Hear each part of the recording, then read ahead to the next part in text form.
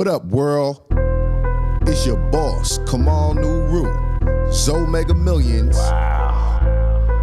The blade to your fade, the ends to your bends, and the cheers to your shears. You are now watching Barber World TV, the podcast. What's up, world? It's your boss, Kamal Nuru, a.k.a. Zo Mega Millions, a.k.a. International Zo. It's my new, how we doing. You're watching Barber World TV, the podcast. It's my pleasure tonight to have the lock star, Thondo Kafele. Welcome to the show, brother. What's up, Kamal? You're our first guy that does locks. You know, we've had barbers, we had MCs, comedians, but we never had a lock star in the house. Tell the people where you're from. I'm from Brooklyn, New York. Born and raised in Bed-Stuy. My roots are from Walterboro, South Carolina. Okay, Walterboro, South Carolina. How was it growing up in Brooklyn, and what led you into the locks? Growing up in Brooklyn was Brooklyn. I had no intentions on being a hairstylist. I actually wanted to be a rap artist. But parents don't support situations that they don't see an investment from. Okay. So I used to get my hair twisted at Knapp's. Oh, we know the world famous Knapp's. The institution, Yes.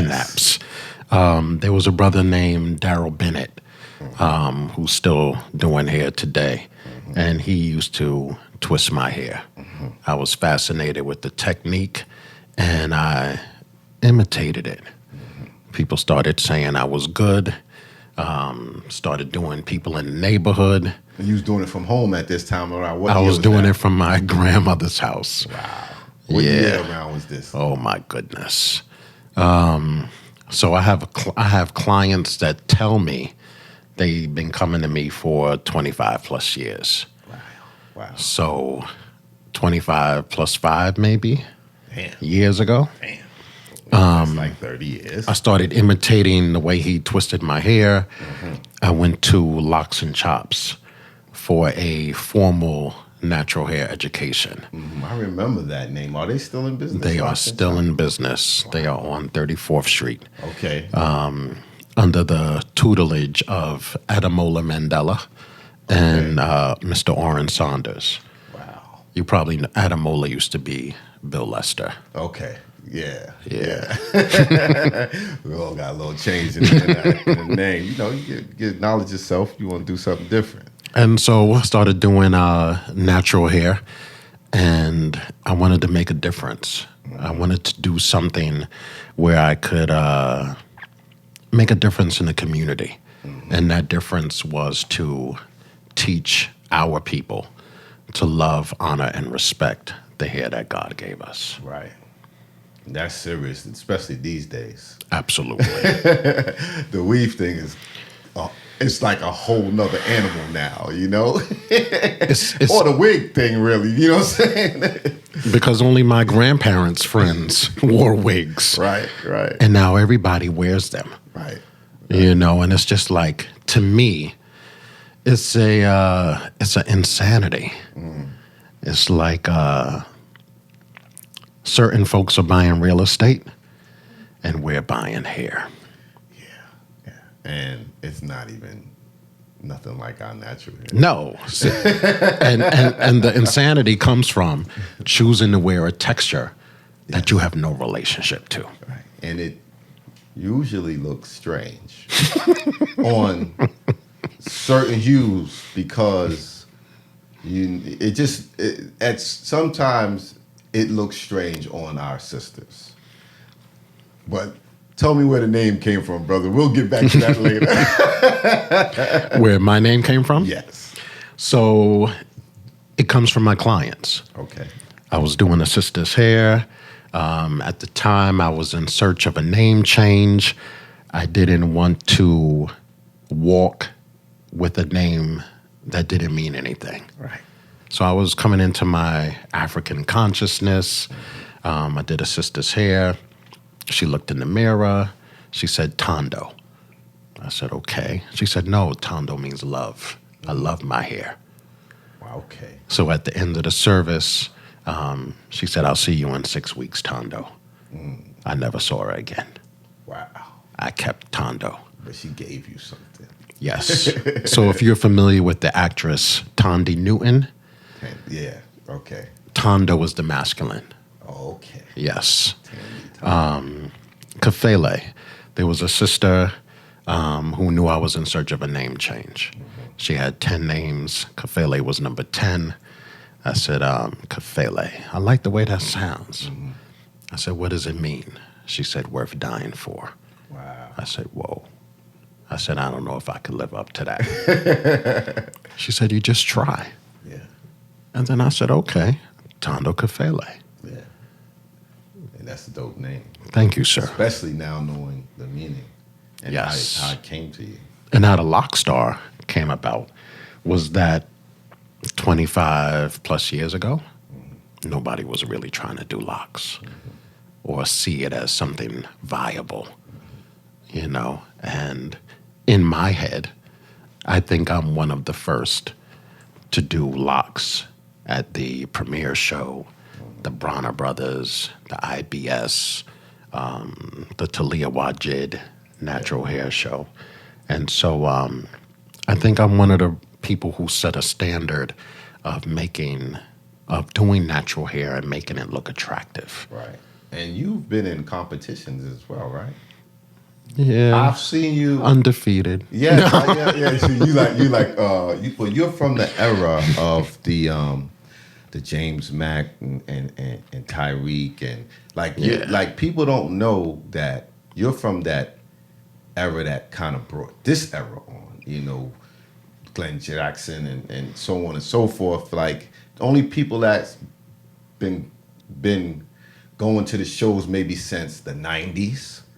You know what I'm saying? Like a lot of these people maybe only got like 5 years under their belt at going to these events, and they have no idea of how the legend.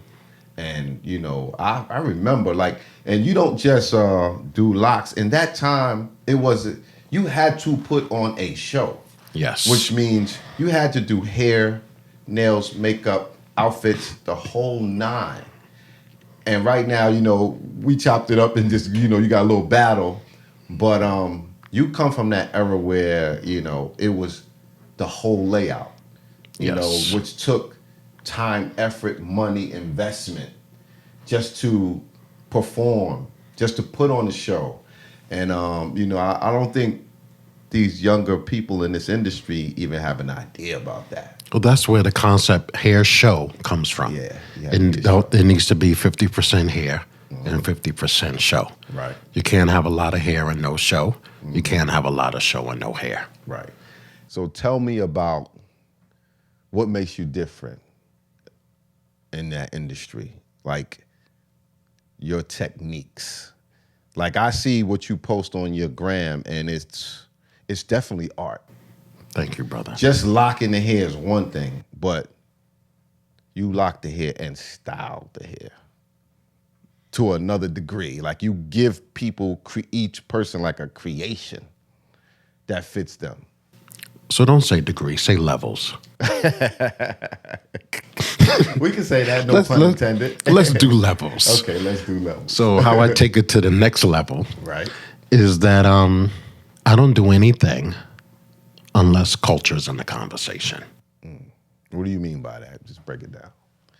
So there's a lot of online conversations where people say, you don't say, I have locks, I don't have dreads. But if you want to get specific about it, I do African locks. Okay. Now, why would you say African locks? Because I speak culture first. Okay. So whether you're a braider or whether you're a barber or whether you're a loctician, we are African groomers. Right. My teacher, Gene Walker, you know, he used to work, that's where I started, right there on 25th and St. Nick. And he changed when, it used to be called West Side Barbershop, but the owner was Willie Lothar. And when Willie passed on, Gene got the shop, and he changed it to African hair grooming. Wow.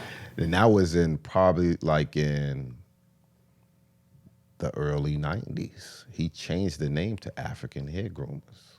Yes. So when you say that, I understand where you're coming from. And, you know, some of that has died down, the Afrocentricity, you know, because you had knaps and locks and chops and all this when culture was big.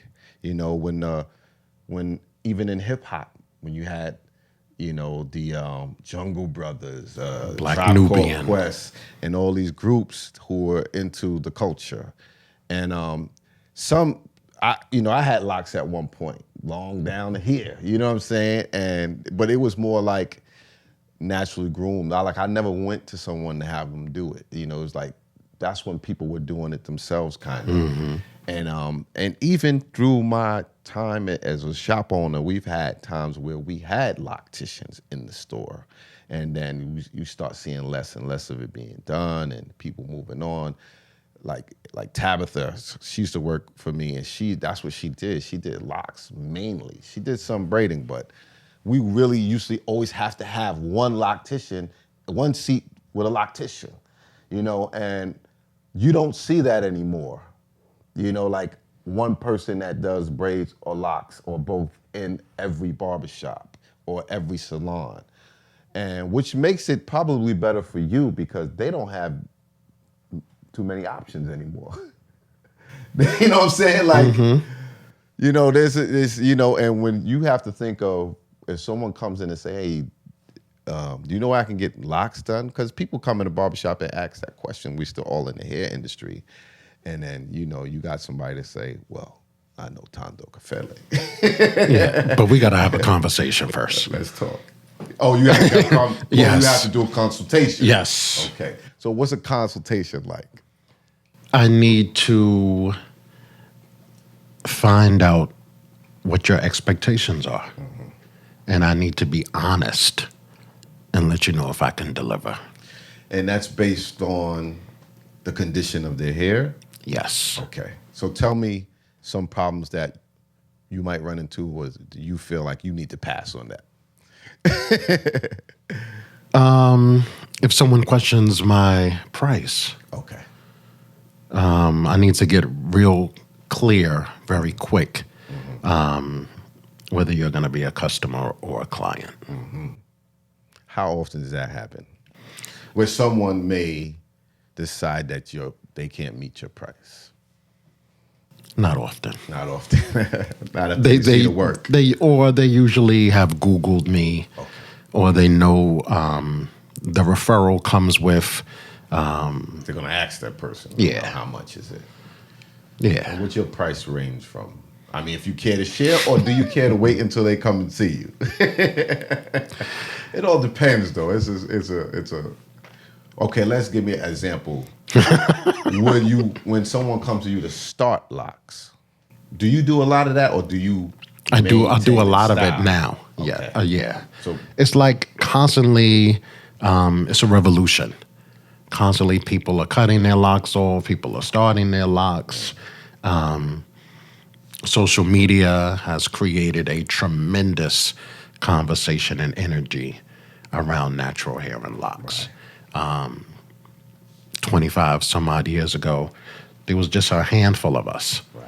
And now everybody and their mother is trying to do locks. You think? Absolutely. I'm surprised that you said that, because I don't see anybody coming trying to get a chair and saying they do locks like I really used to. Yeah. I don't have a lot of that, which would lead me to believe that, you know, there's less people doing it. But then again, I'm not totally in that industry and aware of that. So I would normally have someone in every shop that has occupied a chair that did braids and locks, or just locks, or you know. And I don't have that. I had one lady about half a year ago in my shop in Brooklyn on Nostrand, and she didn't stay, but that's what she primarily did: locks and braids. I think a lot of the locticians seek a cosmetology shop or a braiding shop before they seek a barber shop. Right.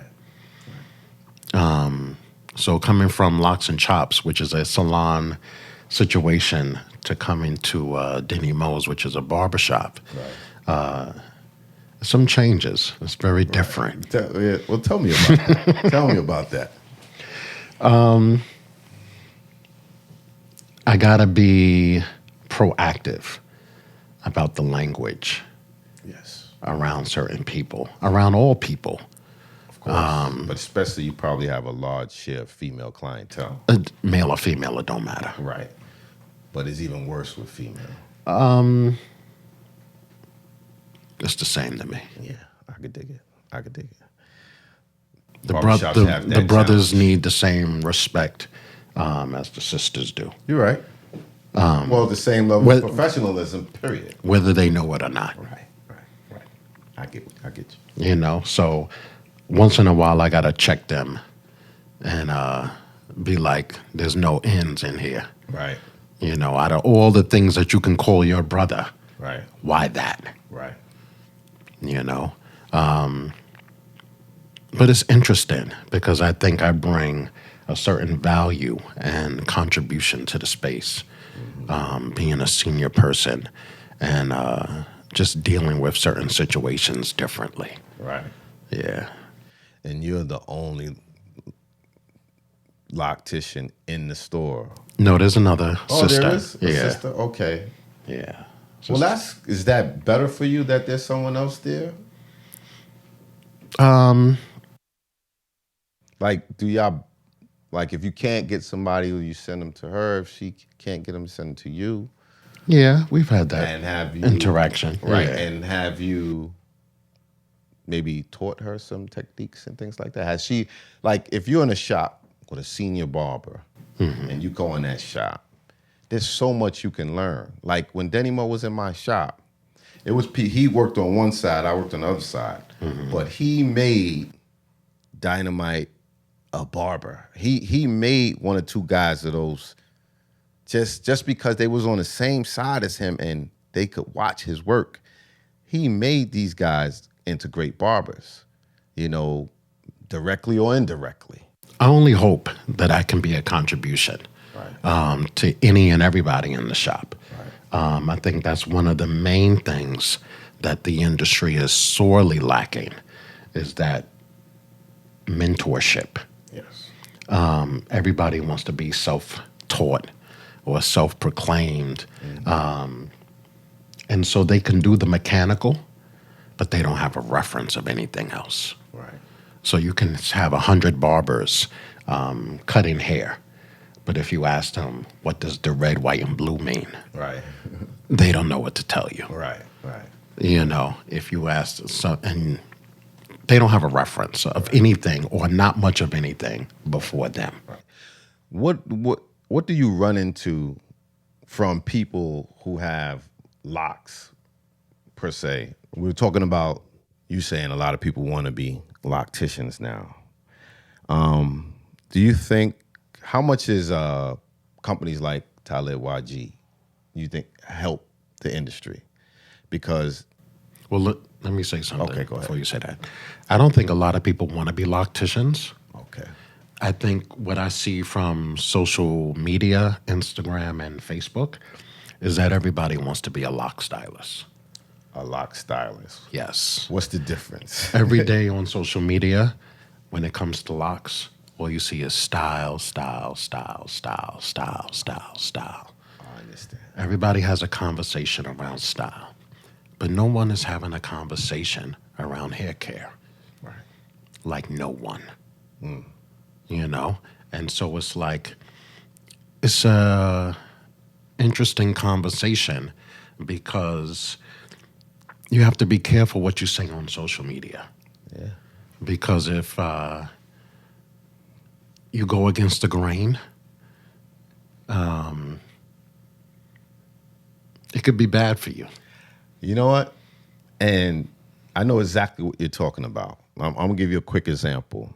Someone posted something to the effect that if you don't have a license, then you're not a barber. And I wrote, I disagree. And I said, I know barbers that don't have a license and they're more professional and more talented than some barbers with a license. And then all these threads back and forth. And I said, and mind you, I'm a licensed barber, I'm a licensed teacher, and I'm a state board examiner. But all these threads go back, and I said, it just imagine someone who's been driving a car, who knows how to drive, but you can't say you can't drive you don't know how to drive because you don't have a license. And it just went back and forth with all these, and I understand, is that what you mean? Like what you say, like how people jump all over it, and like it's out there once you say it, and it definitely could backfire on you. Yeah, I think the conversation that we're having about lock stylists, it's a little bit lighter than that. Okay. And I came into this industry militant, so I don't really give a damn what people think. Yes. I've always been self-expressed. I came into the industry to make a difference. Right. I never came into the industry to be liked. Right. And even just knowing you, seeing you, not even studying you, still knowing that, you always been that, that guy, you know what I'm saying? Always been the same. You never changed up what you do. You know what I'm saying? You always had a certain level of standard. Yes. You know what I'm saying? And respect.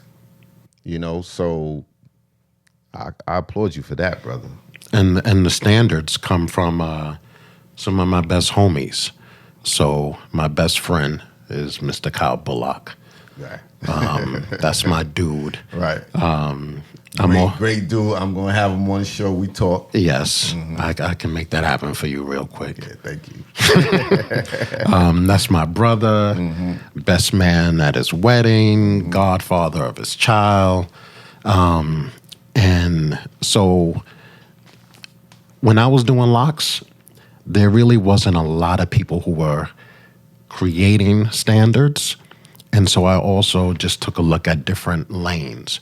And I looked at the standards of Kyle Bullock and Mr. Curtis Smith, Doug Tompkins, in Atlanta, one of my biggest inspirations. Fantastic barber, fantastic stylist, showman, the way he works with his wife as a team. The cosmetology industry, the braid industry, there's just certain ways of the standard that I wanted to be that. I never want to be in the conversation of the best. Right. Yeah. Well, the best changes all the time. All the time. All the time. Change with the wind. Yes, sir. Right. So let's talk about the product side of what you do, because with what you do, what you use is important. Correct? Yeah. All right, let's absolutely talk about that. Let's talk. One of my biggest challenges with social media is that a lot of people doing natural hair don't use natural products. It's a blatant irony. That black gel, that was used for a long time. And what happened with the beeswax and all that back in the days? Talk about that. You know what?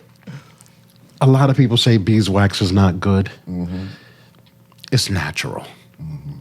Certain things can be used in moderation. If people from Rastafarian culture was using beeswax and it worked for them, who am I to say? Right. You know what I'm saying? Right. But if you're looking at a product that was created by a perm company who's been doing relaxers for 50 years, the question is, and people can gain consciousness whenever they get it. Right. But it's like, nicely put. When do you, if you haven't had a commitment to our hair first, why should I trust you now? Right. And basically, the bottom line for me is natural hair is about health. The things we put on our hair, the things we put on our scalp goes into our bloodstream. Right. If you want natural products, don't go to a beauty supply. Right. You should be in Whole Foods, Right. or you should be in a health food store. Right. And I know that's going to cause a lot of waves with the beauty supply industry, because that's where everybody goes. But I don't think the millennials have a mindset for the hair set. Is it like a lack of education, you think? Or is it a financial thing, do you think? I think doing locks and the natural hair conversation has rejuvenated a certain kind of energy. Everybody wants to be in the mix or in the conversation. But I think it should always be, am I providing a service or a disservice? Right. And am I servicing the client the best way I possibly can? Right. Right. Any suggestions on what should be used? Any products out there that you like? I do not promote a product without a I check. could dig it. I could dig it. So and, I don't and respect it. I don't, and I've been through that lane before. Right. I mean, I've seen you work with some companies. Yes, sir. That shows. That's taught me a whole lot, and I'm thankful for. Okay. We're gonna leave that horse down. But right I don't promote products. I promote ingredients. Okay. So Yes. let's talk about ingredients. Products that sulfate free, no alcohol, no mineral oil. I want clients and I want stylists to be smarter than their smartphone. And I want them to turn the product around. And I want them to look at the ingredients. And if you can't pronounce it, Google it. Right. And see if the product is a service to your client's hair and scalp and health, Right. or not. Right. You know, but I know a lot of people, when they look at products, they look at pretty packages and things that smell nice. Yeah, you're right. But it's like, you know, situations with breast cancer, you know, people got to watch the deodorant they put on their arm, the stuff they put on their skin, the things they eat, stop microwaving the food. You know, it's a lot. Yeah. And I noticed there's people who, because of maybe the way their hair was locked, they have breakage, and they lose hair. Tell me, like, what could cause that? Maybe what the stylist or loctician might be doing wrong that would cause that. Loss of hair could be the conversation of overcoloring. It could be pulling too tightly. It could be the use of no conditioner. It could be hereditary. It could be stress. It could be medication. Mm-hmm. Yeah. It could be a lot of things. Right. It could be your barber cutting too close into the hairline. Speaking of barbering, do you when you style the hair and lock the hair, do you cut or do you send them to a barber to do the other service?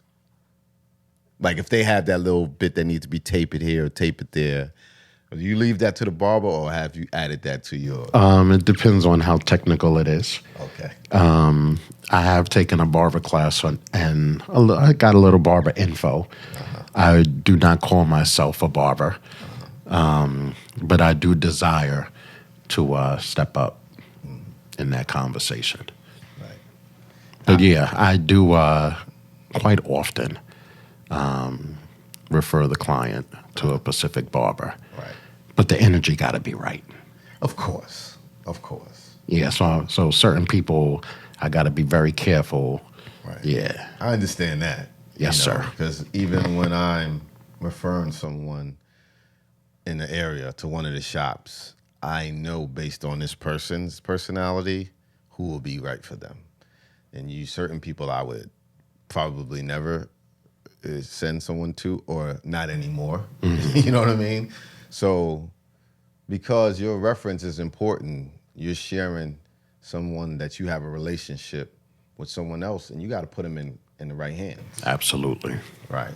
I can get it. I had a situation today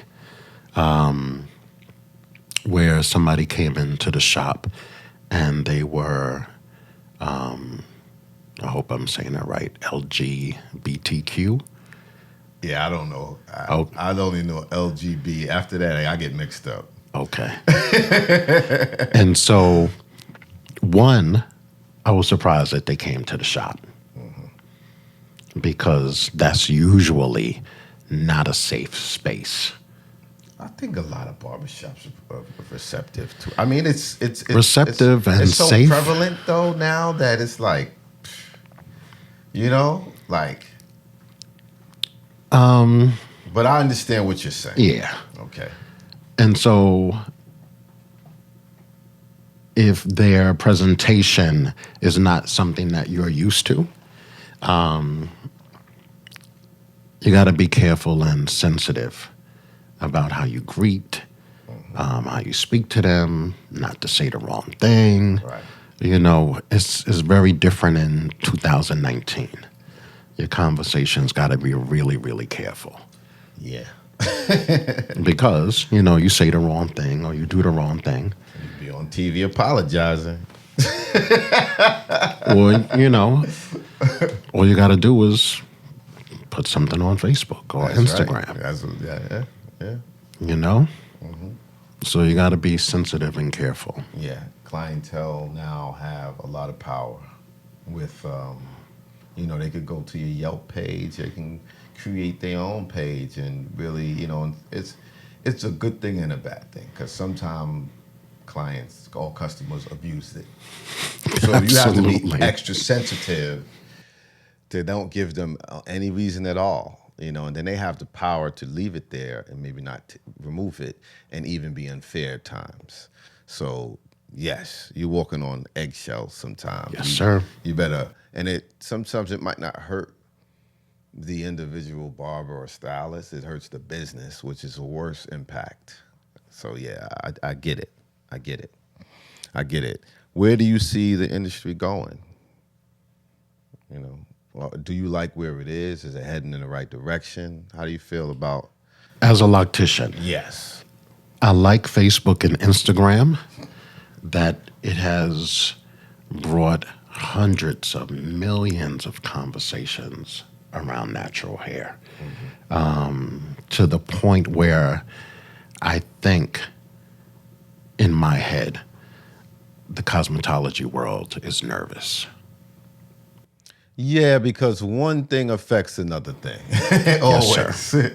When everybody was wearing braids, it affected the barber. And that went on for quite some time. I mean, we got our little shape up in, but it definitely changed the industry for some time because everybody was rocking braids. And I think it all started with Tretch. Well, if I'm watching, yes, in my mind, it started with Tretch because, he was because of where he was from and probably the fact of his social status, he went with the braids because he couldn't get he said that in one of his raps. And he's the first MC I saw with braids. And then we saw 10 years of braids. Mm-hmm. Everybody had braids. And we missed out on some of that money. Luckily, we still got the shape up. Yeah, but you didn't miss out on nothing. I don't mean it literally, but cultures change. The shift in the culture definitely affected what was going on in our industry for some time. Yes, but the culture will always be black. Oh, yeah, for the sure. culture will always be African. Yes. And so I'm a loctician. Yes. No discredit to any of my cosmetology peers. That's right. But once you put lye on the scalp, it's not healthy hair. Right. And so anytime African people have damaged hair, it's usually from and chemicals. And sisters' hair in general is in worse condition than Yes, the brother's sir. hair because of those chemicals for those years. Yes, There's sir. so many sisters with no edges and bald hair and bald hair and come to us. Even on several occasions, we've cut out the permed hair. You have to. And they have to start all over. And I've seen my share of women saying they're done with that. But now it's kind of like. But it's an insanity because if you see a brother with locks, most of the time they're long and healthy. Yeah. Anybody knows if you want long hair, you lock your hair. Mm-hmm. And I know sisters want long hair. Yeah. But there's something about locks that's just too black, too strong, too African to be with. So after all the options are done with, you got to come back to the loctician. Right. You got to come back to the braider. You got to come back to the barber. Got to come back to the natural style. You got to come back to your natural, healthy state of hair. Yes. Sisters, you hear that? And brothers. We still love you. Because sisters need to change their, what's the word? They need to change their regimen. Brothers need to change their thinking. Yeah, it goes both ways because yes. they'll blame some of that on the brothers. Absolutely. And I ain't faulting them for that, you know. And the brothers changing their thinking is, yes, you know, we're under the umbrella of being told and showed what beauty is, and we have to, you know, dissect that, and that has to be reprogrammed. That's why it's so powerful for Jay-Z and Beyonce to let Blue Ivy have a complete freedom with her natural hair. Yeah, I mean, even Hope got locks now. A little sign. Yeah, but you know, but his mom's got locks. Yes, and she had them for, I'm sure, a long time. Yes, and I'm sure that had something to do with him wearing his hair natural too. Yes, you know that Brooklyn energy. Yeah. Brooklyn is the first. You know, it was in Harlem for some time. You know, Harlem had it in the 70s, the 60s, maybe down to the 50s, but like 85 and up, like Brooklyn kind of took on the culture of black people in a lot of ways, and I'm sure Spike Lee and everybody else had something to do with that because Knapp's probably, they did the haircuts in his movies, and then they cut his hair, you know. So yes, I could dig that, you know. But it's the culture part of it. When you say, where's the industry going? It irritates me that the millennials on social media have conversations around natural hair and don't include culture.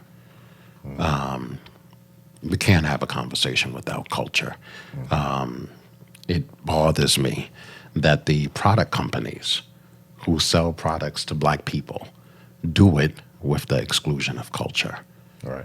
You know, I don't see anybody on the label with kinky hair, with heavy melanated skin, with a red, black, and green energy. That's a societal thing, though, you know, like, which is part of the problem, you know what I'm saying? Because everyone is sold on what beauty is, you know what I'm saying? And what it's not. Right, you know.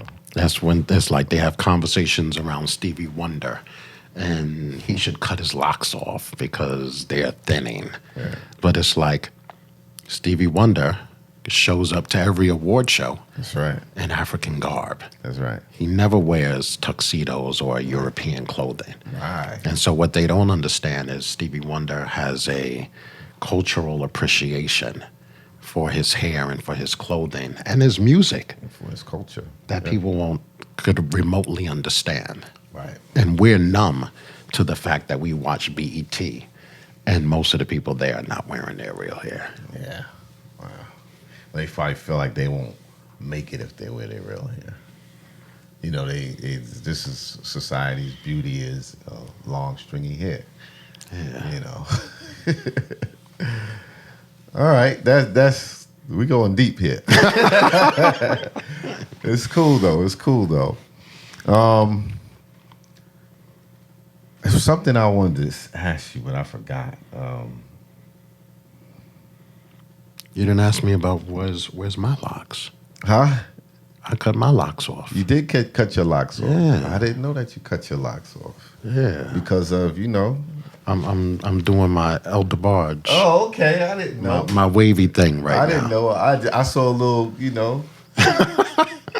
So tell us about your locks. I've had locks for over 20 years. Cultural identity. It was the standard, or I thought it was the standard in what I did. My locks had to be a reflection of what I did in the industry. But leaving locks and chops, I wanted to leave that energy and the locks. Yes. So I don't physically have locks anymore. Right. But I'm still locked in. No doubt. And a lot of people believe in the energy in your hair. It's spiritual. People that are spiritual, they believe, is a lot of energy that's in your hair. And if you want to change it, and you want to leave it behind, you have to cut it and start over. I don't know if I'm going to start over. But you have to at least, Yes. Let go. Right. And it's funny when people go through a big change in their life, or they get divorced, or they separate from somebody. There's a lot of times that people cut their hair because of something happened big in their life. Yeah, but they don't cut the relaxer.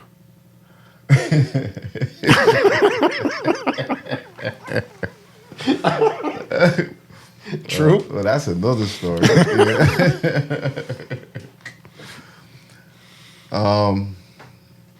What advice do you have for some young hair stylist or young budding loctician wanting to get into the industry? Be careful of what you ask for.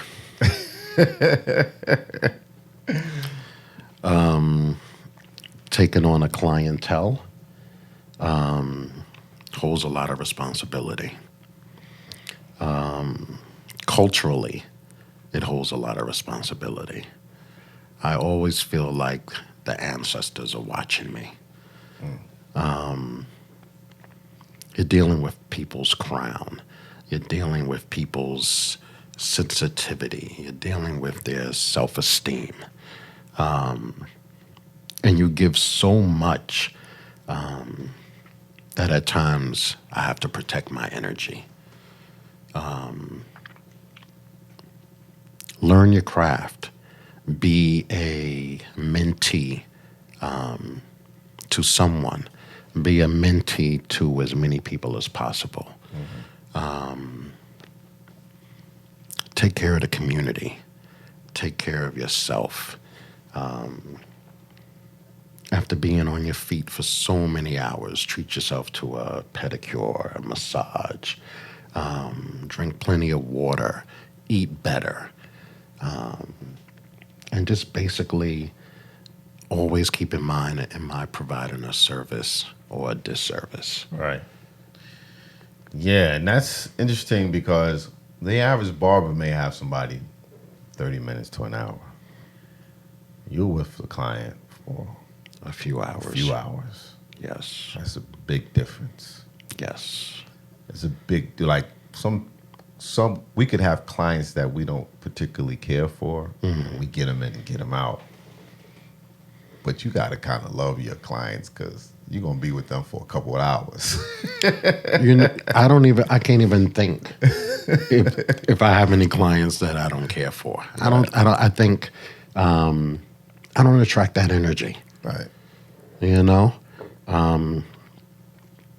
I think before people make a appointment with me, there's an understanding. And if there's not, I get real clear real quick. Right. I just want to wake up, thank God, be creative, be a contribution, and that's it. Right. Right.